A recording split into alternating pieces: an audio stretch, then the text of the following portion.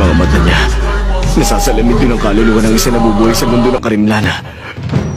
Sa isang tingin lang, bigla ko nakaramdam ng sobrang takot. Doon ko nalaman na wala akong kalaban-laban sa kanya, na wala sa kalingkingan ng kapangyarihan niyang kakayahan ko. Malaking pagkakamali na minaliit natin siya. Naisipin isa lang siyang ordinaryong bata. Magpapakalayo na ako dahil ayoko pang mamatay. Mag-iingat kayo dahil kayo na ang susunod, hindi ba?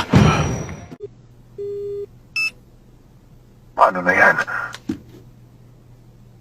Lalaban pa rin ako. Gagamit ako ng anumang paraang kinakailangan. Napakalapit ko nang maabot ang mga floor master. 10 panalo na lang sa stage 200 at maaari mo nang hamunin ang sino man sa kanila.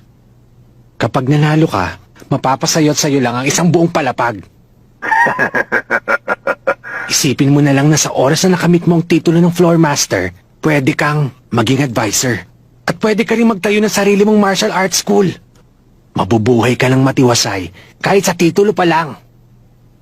Pero hindi kaya balikan tayo ng batang kulay pilak ang buhok? Tandaan mo, hindi pa alam ng batang yun ang kapangyarihan ko, kaya hindi niya ako magalaw. Nag-iingat din siya eh. Hindi niya tayo kayang takutin kahit gustuin pa niya. Hindi rin. Hindi na mahalaga sa akin kahit ano pa ang kapangyarihan nyo. Ha?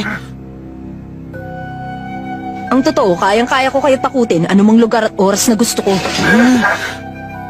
Kahit saan at kahit kailan, naiintindihan nyo? Kung gusto ko kayong puntahan habang natutulog kayo na mahimbing pwede. Kahit habang nagbabawas pa kayo. Di ba?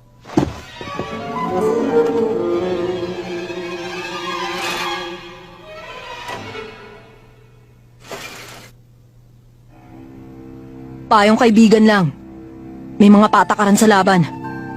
Maganda kung susundin niyo yun. Pero kahit hindi kayo umayon, kayo pa rin ang talo.